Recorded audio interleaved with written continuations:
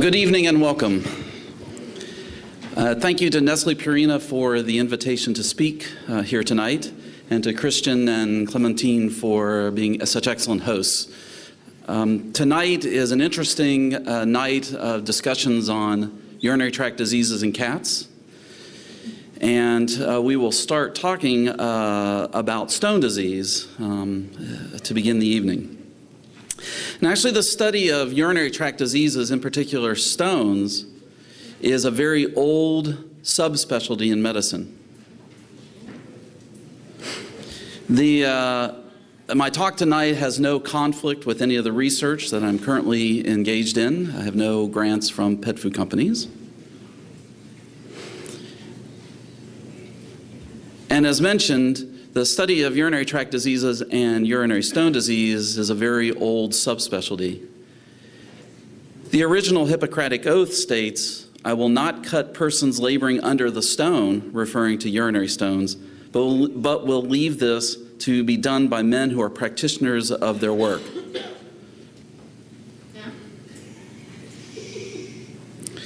So the goals of tonight's talk is a discussion of how do urinary stones form, what is urinary saturation and how is it determined, how are estimates of urinary saturation used, and what is the future of using this technology in the management of urinary stone disease.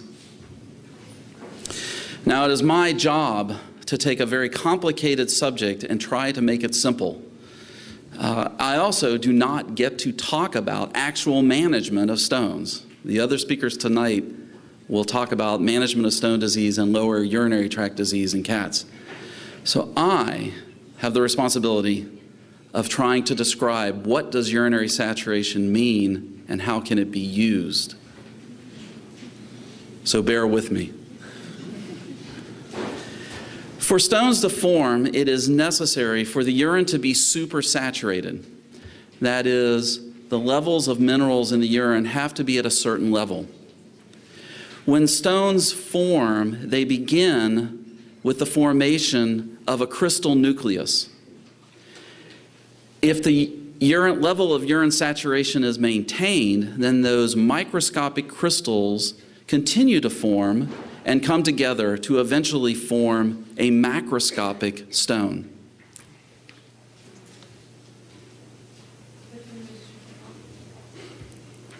Now, I must warn you that in your handout, I changed some of the slides. So, I have tried to simplify what are in slides 7 through 14. And so it's the same information, it's just presented a little differently than what you have.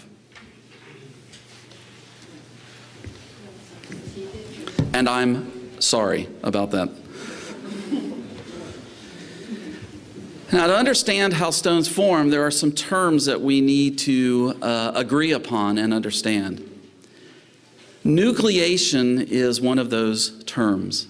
Nucleation refers to the formation of new crystals from a liquid solution.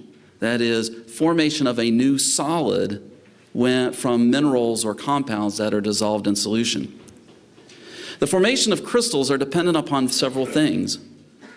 The concentration of the minerals that form the crystals are very important. So for calcium oxalate crystals, the concentrations of calcium and oxalate in urine. The urine pH is also important, more so with certain types of stones, such as struvite, and less so for other types of stones, such as calcium oxalate. There are certain inhibitors of crystal and stone formation that are important in preventing crystals and stones from forming. Likewise, there are promoters of crystals and stones that, if present, promote the formation of crystals and stones. There are also preformed complexes by which crystals can precipitate upon. And we will come back and talk about, present examples of some of these. And then lastly, a stone is not just composed of minerals. It is composed of something called matrix, which is sort of the cement substance that holds the minerals together inside the stone. Now, there are different types of nucleation. We can discuss homogeneous nucleation and heterogeneous nucleation.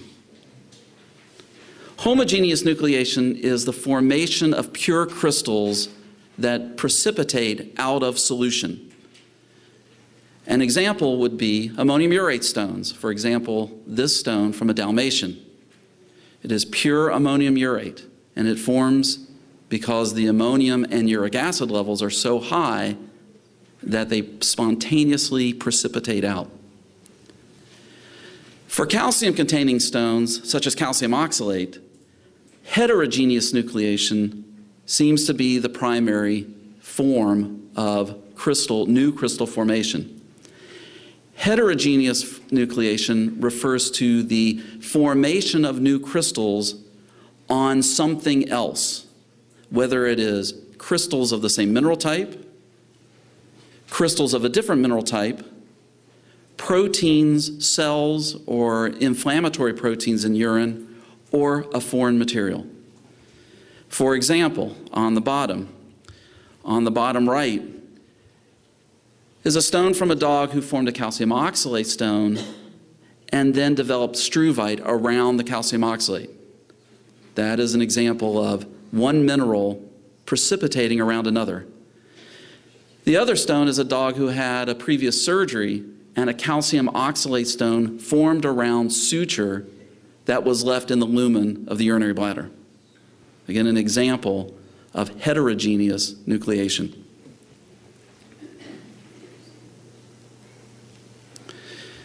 The other term is supersaturation. Supersaturation basically refers to a biochemical measure of the risk of forming urinary stones.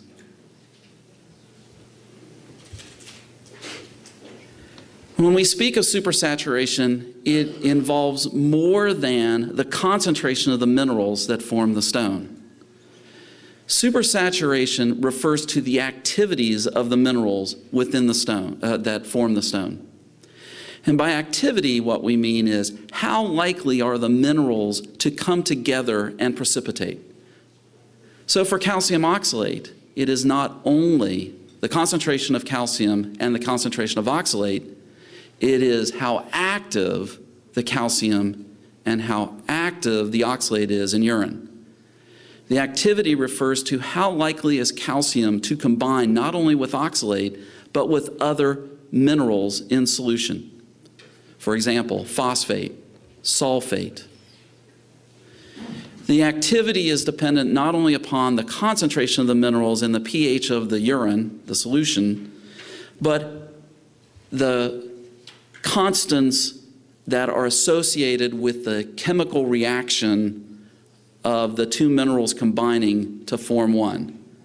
So the chemical reaction of calcium combining with oxalate to form calcium oxalate.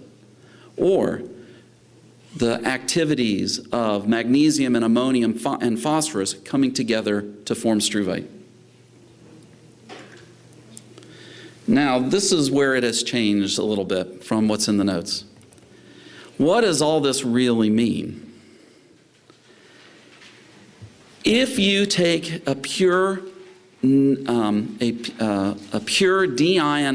solution like deionized water, and you add calcium and oxalate to it, starting at very low levels and adding more and more and more, the calcium and the oxalate will dissolve and stay in solution. They won't come together and form a new crystal. They won't undergo nucleation. When you first add the calcium and oxalate to the solution is undersaturated. The crystals, the minerals stay in the solution. You reach a point where the solution is saturated, and that's called the solubility product.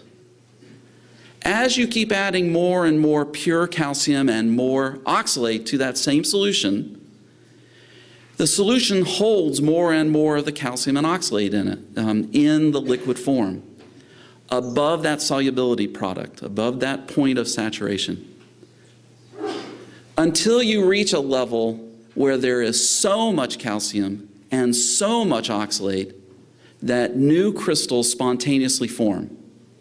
That's a point called the formation product. And because these are pure crystals of calcium oxalate, it is called the homogeneous formation product. Pure crystals. Now, let's take a second scenario. If you take a solution, a deionized water, but you add calcium oxalate crystals to it first, pre-formed crystals, and then you start adding more calcium and more oxalate, the crystals, the calcium and oxalate, dissolve and stay in solution. But as you add more and more calcium and oxalate, because there are pre-formed crystals in the solution, new crystals form, but at a lower concentration than what you would find in our first example. So you first add calcium and oxalate, the crystals dissolve. It's a state of undersaturation. Then the solution becomes saturated. And then you add more calcium and more oxalate, and the calcium and oxalate stay in solution. We call that zone the metastable zone. That zone of metastability refers to the urine energetically holding those minerals in a liquid state. But because we have crystals already present in our solution, new crystals form at a much lower concentration than our first example. And those new crystals form on our pre-existing calcium oxalate crystals. That is a type of heterogeneous nucleation. In fact, it specifically is called secondary nucleation. Crystals of one mineral form around pre-existing crystals of the same mineral. As you add more and more calcium and more oxalate, you then exceed that formation product that we mentioned earlier, the homogeneous formation product. And new crystals form by themselves.